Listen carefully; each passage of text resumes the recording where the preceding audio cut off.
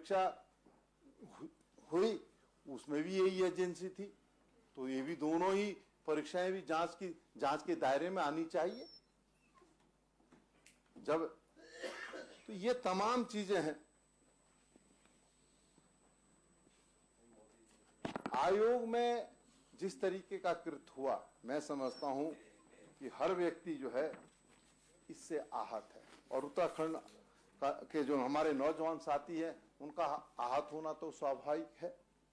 उनको न्याय नहीं मिल पा रहा है।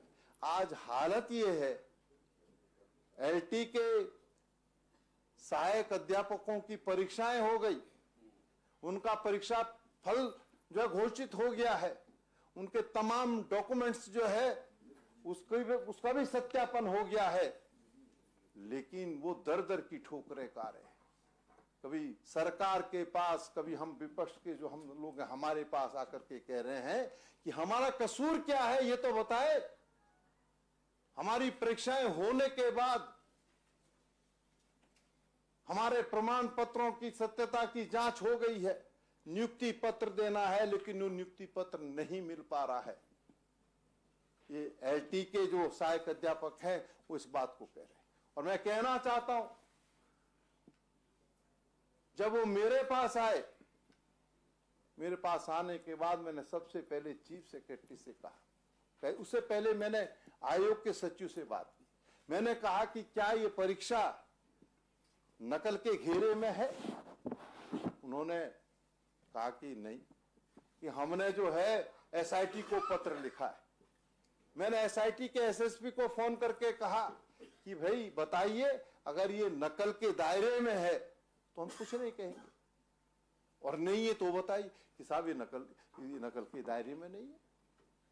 मैं चीफ सेक्रेटरी से मिला, मैंने चीफ सेक्रेटरी से कहा कि चीफ सेक्रेटरी जी, इन चयनित छात्रों के साथ न्याय करने का काम कीजिए। मैंने मुख्यमंत्री जी से भी मिलकर के कहा कि मुख्यमंत्री जी इन्हें न्याय दिलाइए।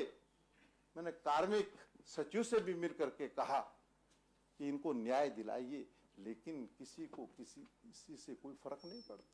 नौजवान साथी अगर रेडियां रगड़ रहा है तो सत्ता में बैठे हुए लोग मजा ले रहे हैं। कहते हैं डबल इंजन की सरकार, यही डबल इंजन की सरकार है, यही रोजगार देने का वादा किया था। हालत आपके सामने है पूरे प्रदेश के अंदर, और खासतौर से माननीय अध्यक्ष जी, मैं आपके संज्ञान में आपके माध्यम से सरकार के संज्ञान में लाना चाहता हूं। आज पर्वतीय क्षेत्र में शिक्षकों की नितांत आवश्यकता है। हमारे विद्यालय खाली है। जो पर्वतीय क्षेत्र के हमारे विधायक साथी है उस बात को जानते हैं कि अध्यापकों की कितनी कमी है। अध्यापकों की कमी होने के बावजूद भी सरकार के कान पर जूं तक नहीं रेंग रही है। ये स्थिति सरकार की है। इसी तरीके से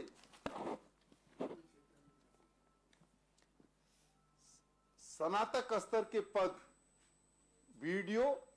बीडीपीओ व अन्य पद के लोग, वो भी हमारे पास आए। उन्होंने भी कहा कि हम परीक्षाएं दे चुके हैं, परीक्षा परिणाम आ चुका है, हमारे तमाम डॉक्यूमेंट्स का सत्यापन हो गया है, लेकिन हमको जो है नियुक्ति पत्र नहीं मिल रहा है। माननीय अध्यक्षा जी, आज हम आपके माध्यम से सरकार से पूछना चाहते हैं, जो सरकार ये कहते हुए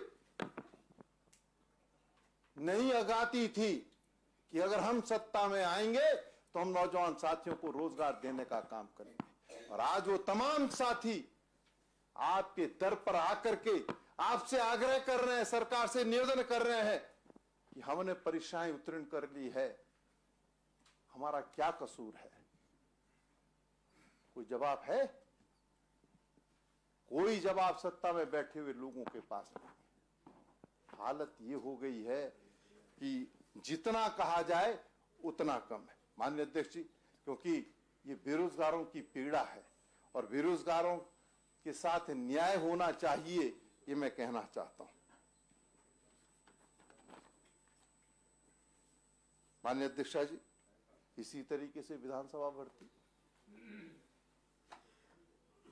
यहाँ नहीं डिस्कस कर, नहीं बोलना।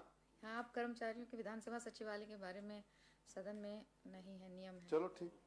हालत इस प्रदेश में, मैं एक उदाहरण देके, क्योंकि अध्यक्ष जी ने कहा कि मैं सदन में विधानसभा के परिप्रेक्ष्य में कुछ नहीं कह सकता हूं, तो मैं आपने जो कहा है मैं उसका पालन करता हूं। लेकिन एक बात जरूर कहना चाहता हूं कि 8वीं पास सहायक कंप्यूटर और जिसके पास बैचलर की डिग्री है वो बेचारा पकोड़े तल रहा है। ये सरकार कहती है कि रेलवे स्टेशन के बाहर, हवाई अड्डे के बाहर नौजवान साथी जो पकोड़े तल रहा है, ये रोजगार भी हमने देने का काम किया है। ये हालत, ये स्थिति है।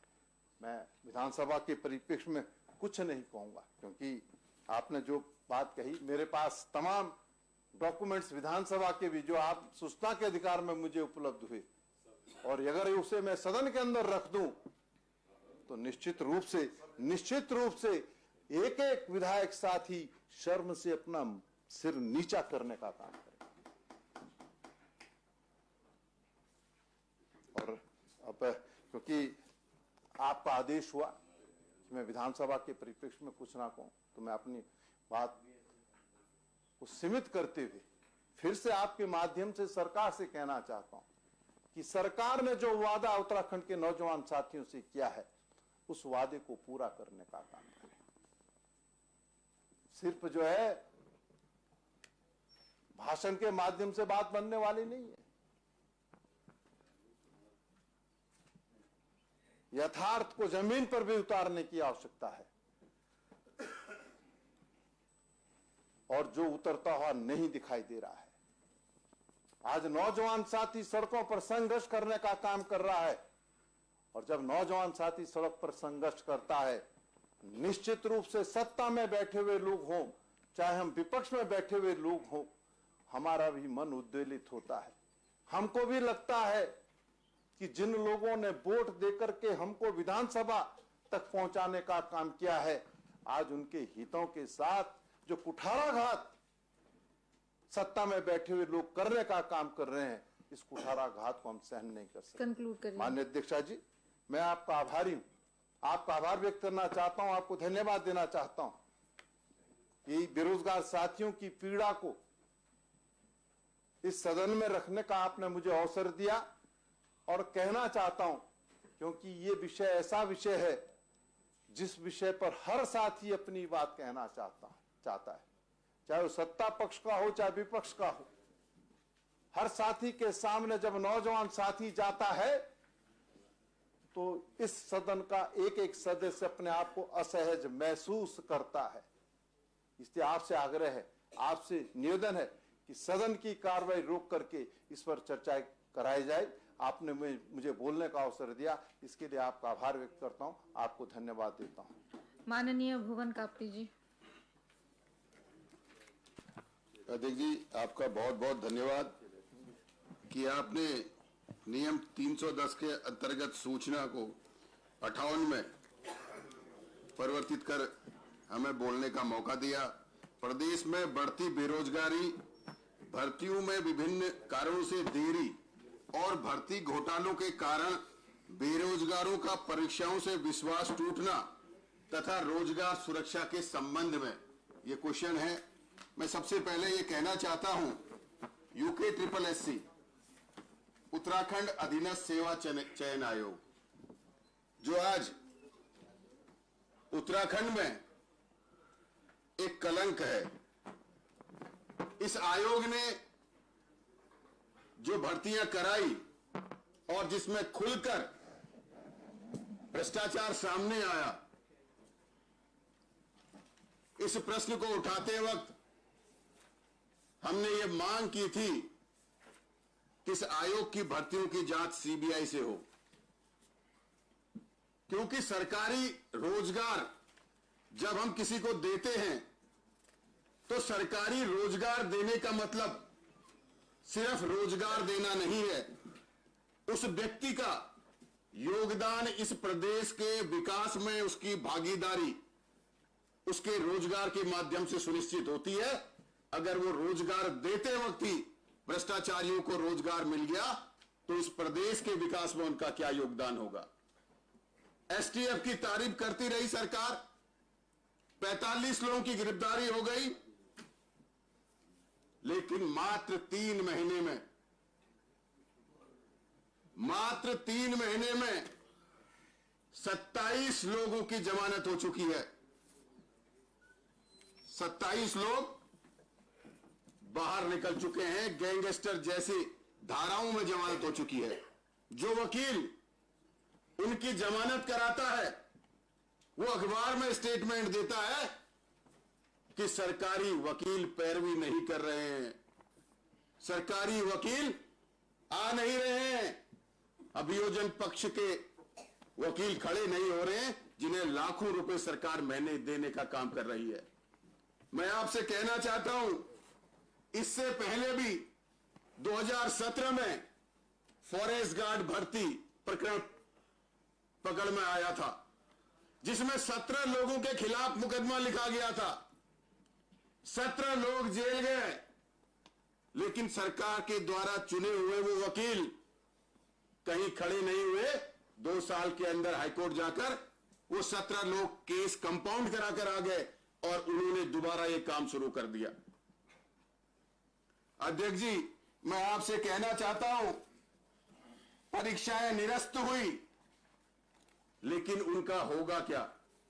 जो परीक्षाएं हुई, चाहे वो बीडीओ बीपीडीओ हो, चाहे वो स्नातक स्तरीय 2021 हो, चाहे कनिष्ठ सहायक 2021 हो,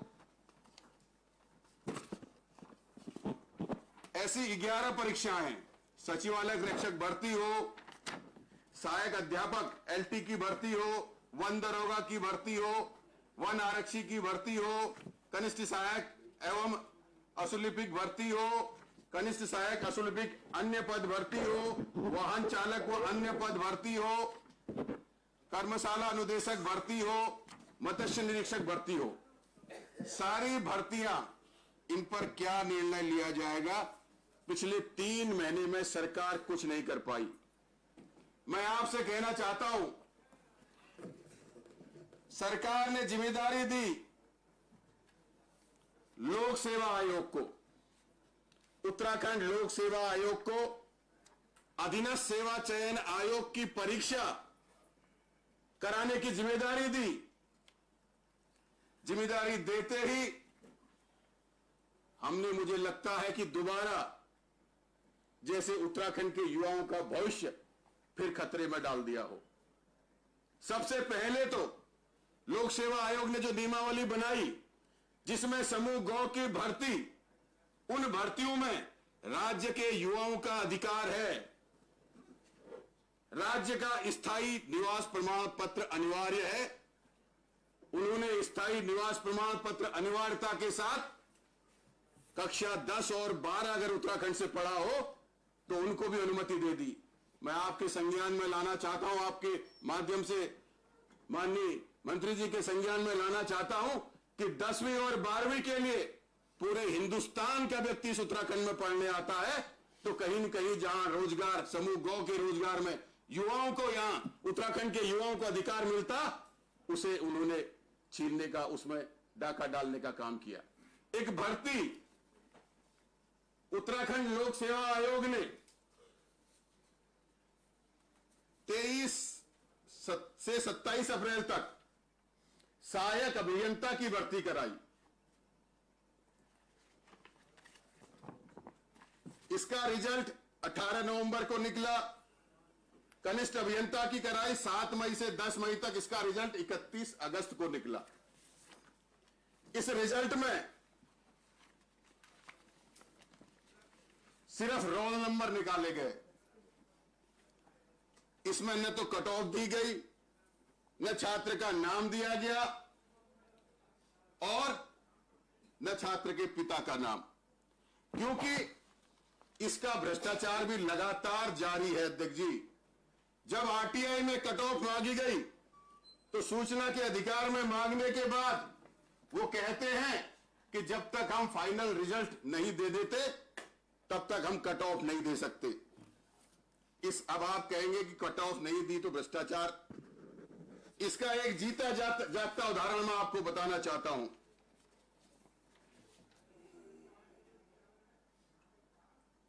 लोक सेवा आयोग ने पॉलिटेक्निक में लेक्चरर की भर्ती करी। इस भर्ती की नियमावली है, इन्हीं की नियमावली है, ये जो इसके पीछे संलग्न है। अगर कोई भर्ती होती है उसमें अगर 1 से लेकर 5 पोस्टें हैं और उसमें इंटरव्यू होता है तो इंटरव्यू में 5 गुने लोगों को बुलाया जाता है। अगर 1 पोस्ट है तो 5 लोगों को बुलाया जाएगा। अगर 6 से 10 पोस्टें हैं तो 4 गुने लोगों को बुलाया जाएगा।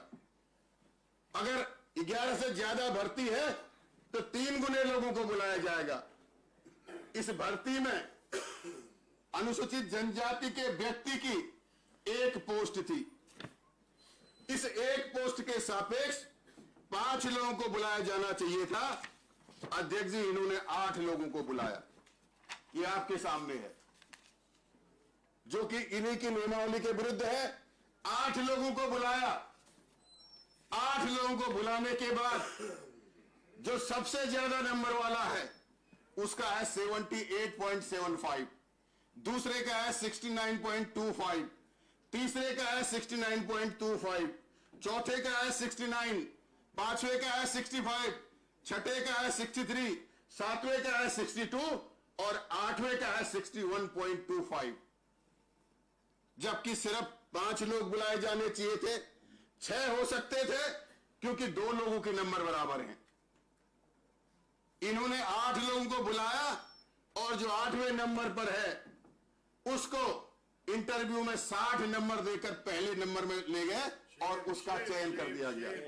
अब इनकी नियमावली आपके सामने है। मैं आपको और इनके बारे में बताना चाहता हूं अध्यक्ष जी।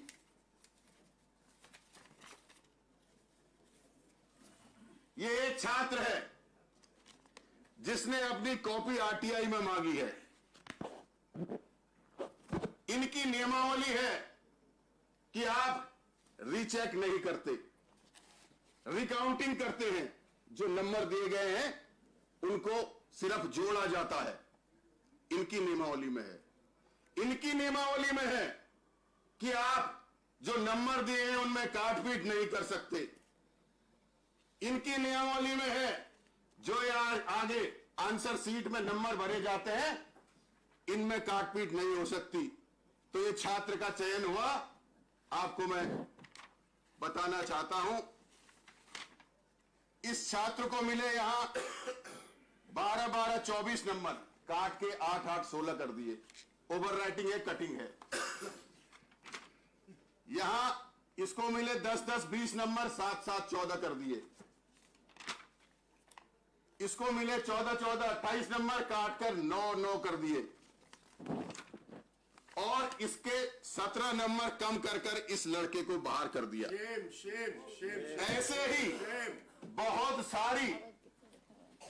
बहुत सारी आरटीआई जो छात्र डर रहे हैं वो इसलिए डर रहे हैं क्योंकि बहुत सारे छात्रों ने लोअर पीसीएस और पीसीएस का एग्जाम निकाल रखा है। एक ऑडियो भी वायरल हुआ था एक लड़की का जिससे पैसों की मांग की जा रही थी, उसको आयोग से हटाया भी गया था। अगर उस समय सख्त कार्रवाई कर दी गई होती तो शायद ये नहीं होता।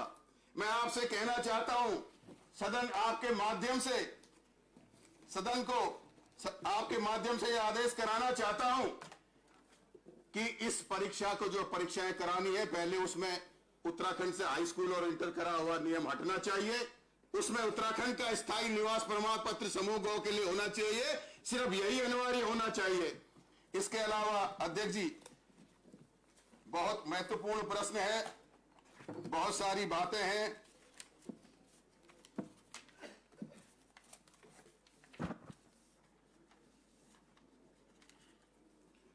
हम सरकार कई तरीकों से रोजगार दे रही है।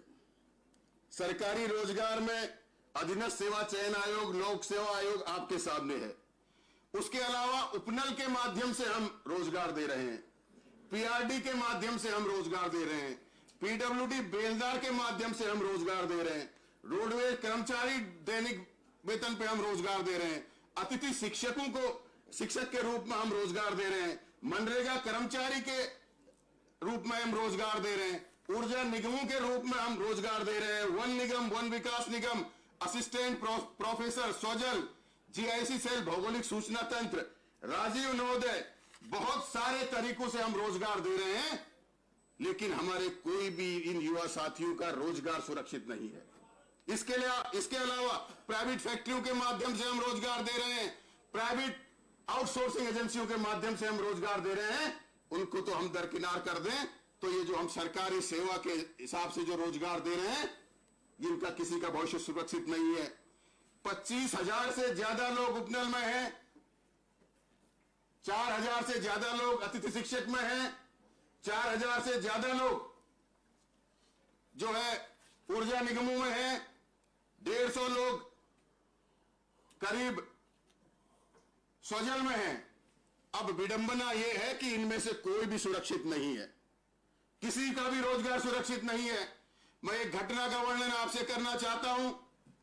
सोजल में कर्मचारी 1996 से काम कर रहे हैं, समान कार्य समान वेतन पर उन्हें वेतन मिल रहा है, उनको उपनल में मर्ज कर दिया जाता है। 96 से जो कर्मचारी 30,000 रुपए तनख्वाह ले रहा था, उसको 12,000 में लाकर छोड़ दिया जाता है। मैं आपसे कहना चाहता हूं, उपनल के कर्मचारी 15-20 साल से रोजगार कर रहे हैं। अतिथि शिक्षकों के लिए कहा जाता है कि पद को रिक्त नहीं माना जाएगा, लेकिन जब मर्जी होती है निकाल दिया जाता है। कोई ऐसा नियम बनना चाहिए, कोई ऐसा रोजगार कानून बनना चाहिए जिसमें जो वर्षों से 10 साल से ज्यादा कर रहे हैं उन्हें संविदा कर्मचारी में लाकर। मैं सुबोध उनियाल जी को धन्यवाद करूंगा, इन्होंने अपने एक विभाग में किया है। कृषि मंत्री रहते हुए सुबोध उनियाल जी ने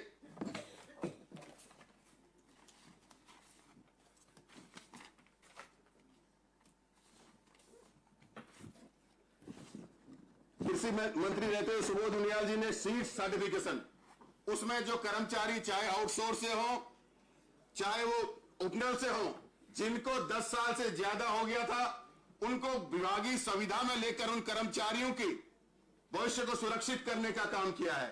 आपको पीठ के माध्यम से ऐसे कोई मैकेनिज्म तैयार करना चाहिए कि जिन युवाओं का रोजगार लग रहा है, उन युवाओं को किसी न किसी नियमावली बनाकर, चाहे 5 साल की सीमा हो चाहे 10 साल की सीमा हो, उन युवाओं को विभागीय संविदा में लाकर परमानेंट करने की प्रक्रिया को शुरू करना चाहिए। इसके साथ ही मैं आपसे एक चीज और कहना चाहूंगा। कंक्लूड करिए मैडम, बहुत महत्वपूर्ण है। आप 20 मिनट बोल रहे हैं, कंक्लूड करिए। मैडम, जो आउटसोर्स एजेंसी है, उन आउटसोर्स एजेंसियों ने इस उत्तराखंड को लूटने का काम कर रखा है। ऐसी आउटसोर्स एजेंसियां हैं जिनको एक विभाग ब्लैक लिस्टेड करता है तो दूसरा विभाग काम दे देता है। ये एक आउटसोर्स एजेंसी है टीडीएस। ये टीडीएस बाल विकास में काम कर रही थी। ये 6 महीने का वेतन लेकर भाग गई। बाल विकास ने इसे ब्लैक लिस्टेड कर दिया, स्वास्थ्य विभाग ने इसे काम दे दिया। ए स्क्वायर बाल विकास में काम कर रही थी, 3 महीने का वेतन लेके भाग गई। अभी एक नई कंपनी जो हमारी बहनें आज सुबह सुबह मेरे पास आई थी, पिछले 10 साल से उपनल और पीआरडी महिला सशक्तिकरण की बात करते हैं। महिला सशक्तिकरण में बाल विकास विभाग उत्तराखंड के अंदर संचालित योजनाओं में कार्य कर रहे कर्मियों को विभाग द्वारा चयनित आउटसोर्स एजेंसी के माध्यम से नियुक्त करने के संबंध में जो हमारी बहनें पिछले 6 साल से 10 साल से उपनल से पीआरडी से रोजगार कर रही थी, अचानक एक मंत्री जी का आदेश फरमान जारी होता है कि टीडीएस और ए स्क्वायर तो फर्जी निकल गई, एक ये नई आउटसोर्स कंपनी आ गई जिसको आप इंटरनेट पर ढूंढेंगे तो मिलेंगे भी नहीं। आपको यहां उपनल से और पीआरडी से हटाकर आपको इससे नौकरी करनी पड़ेगी। जो नौकरी नहीं कर रहा वो बाहर जाओ। आप समझिए, जो 10 साल से उपनल से कर रहे हैं, एक तरफ तो हम कैबिनेट में ये फैसला करते हैं कि उपनल के कर्मचारी हटाए नहीं जाएंगे, कंक्लूड करिए, उनके पद को रिक्त नहीं माना जाएगा। तो मैं आपसे कहना चाहता हूं अध्यक्ष जी, आपका संरक्षण चाहता हूं। इसके अलावा रोजगार कंक्लूड, लगातार जो सिटकुल के माध्यम से प्राइवेट रोजगार हमारा मिल रहा था और लगातार पलायन कर रहा है। जैसे जैसे फैक्ट्रियां पलायन कर रही हैं, वैसे वैसे रोजगार पलायन कर रहा है। माननीय मंत्री जी बैठे नहीं है, सौरभ बोगना जी, जायडस फैक्ट्री सितारगंज, कंक्लूड पिछले करिए, 15 साल से वो नौकरी कंक्लूड कर रहे हैं करिए। और उन्हें सुबह पहुंचते हैं तो फैक्ट्री माननीय में सदस्य, ताला आप और नोटिस कंक्लूड मिलता करिए। है। 1250 लोग 4 महीने से धरने में बैठे हुए हैं। माननीय सदस्य कंक्लूड करिए अब अपनी बात। मैं मैडम कंक्लूड ही कर रहा हूं। तो आपसे मैं ये कहना चाहता हूं, जो हमारा प्रश्न था उसमें रोजगार में भ्रष्टाचार और रोजगार सुरक्षा, हम रोजगार की सुरक्षा कैसे दे पाएंगे? अगर सरकारी आउटसोर्सिंग एजेंसियों से हम लगा रहे हैं तो उसमें एक नियमावली बननी चाहिए। माननीय मंत्री जी, 10 साल की बात हो चाहे 5 साल की बात हो, उसके बाद विभागीय संविधा में लेकर उन्हें परमानेंट करने के जैसा कोई नियम बनना चाहिए। जो फैक्ट्रियां रातों रात भाग रही हैं उनके खिलाफ कार्रवाई होनी चाहिए। 6 साल का उन्हें वेतन मिलना चाहिए, जैसे एचपी देके गई 42 लाख रुपए पर व्यक्ति। तो मैं आपसे कहना चाहता हूं कि उत्तराखंड के युवाओं ने इस उत्तराखंड को बनाने में बड़ा अपना योगदान दिया है। आज उन युवाओं के भविष्य का सवाल है, इस उत्तराखंड के भविष्य का सवाल है। एक बात याद आती है मुझे, मैं अटल बिहारी वाजपेयी जी की बात कह देता हूं कि सरकारें आती हैं, सरकारें जाती हैं, सरकारें बनती हैं, सरकारें बिगड़ती हैं। सरकारें प्रदेश को क्या देकर जा रही हैं, सरकारें देश को क्या देकर जा रही हैं, सरकारें युवाओं को क्या देके जा रही हैं, ये महत्वपूर्ण होता है। इसलिए मैं आपसे कहना चाहता हूं कि इसमें कोई मजबूत नियमावली बननी चाहिए। और लोक सेवा कंक्लूड करिए, आप बोल चुके हैं, रिपीट मत करिए, कंक्लूड करिए, कंक्लूड करिए, कराएंगे, कंक्लूड करिए। उत्तराखंड के माननीय सदस्य कंक्लूड करिए, आप रिपीट कर रहे हैं अपने आप को। इसके खिलाफ मंत्री जी आज मैं आपसे निवेदन करता हूं कि जांच के आदेश होने चाहिए कि कैसे कंक्लूड करिए। आप हमारे आप रिपीटेटिव हो रहे हैं, प्लीज कंक्लूड नाउ, भ्रष्टाचार कर रहे हैं आप, प्लीज कंक्लूड। आपने मुझे बोलने का मौका दिया, मैं पुनः आपका बहुत बहुत धन्यवाद करता हूं। माननीय राजेंद्र सिंह भंडारी जी, माननीय हरीश सिंह जी, माननीय श्रीमती ममता राकेश। माननीय अध्यक्षा जी, आपने इस महत्वपूर्ण सूचना को जो नियम 310 के अंतर्गत थी, नियम 58 के अंतर्गत सुना, मैं आपका धन्यवाद करती हूं। मैं अपने आप को अपने सभी साथियों माननीय प्रीतम सिंह जी, यशपाल आर्य जी और सभी साथियों के साथ संबोधित करती हूं। विषय बहुत गंभीर है, समस्या ज्वलंत है।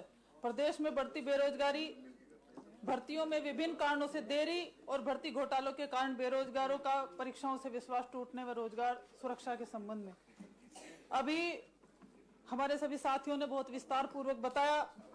माननीय मंत्री जी अभी सदन में नहीं हैं, वे युवा हैं, कर्मठ हैं और पिछले सत्र में भी जब हमने मजबूती के साथ इस बात को रखा था, जब कोई युवा होता है, माता पिता बड़ी उम्मीद से अपने बच्चे की तरफ देखते हैं कि वो उनका सहारा बनेगा, और बड़ा अगर बेटा होता है तो पिता के लिए भाई के समान होता है, बुढ़ापे की लाठी बन करके सहारा देता है।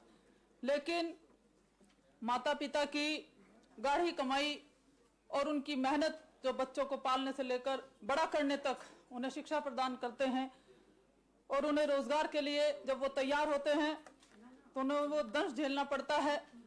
या तो परीक्षाओं में देरी होती है, या परीक्षा परिणाम रुक जाता है, या घोटाले हुए हैं। अभी बहुत लंबा जिक्र हुआ यूके SSS में हमारे 5000 विद्यार्थियों का भविष्य इसकी वजह से अंधकार में चला गया है। माननीय अध्यक्षा जी, मैं आपके माध्यम से माननीय मंत्री जी को बताना चाहती हूं कि यूके SSS 2015 से वो भर्ती, लेकिन सभी में अनियमितताएं पाई गई। जांच भी पूर्ण हो चुकी है, हर कुछ की जांच लंबित है। जिनकी जांच पूर्ण हो चुकी है, ऐसे लगभग 5000 विद्यार्थी हैं जिनका भविष्य इस भर्ती की वजह से नियुक्ति उनको नहीं मिल पा रही है। तो इस बारे में माननीय मंत्री जी आप गंभीरता से विचार करें, उन छात्रों का भविष्य की तरफ आप देखिए। सिंचाई विभाग के इस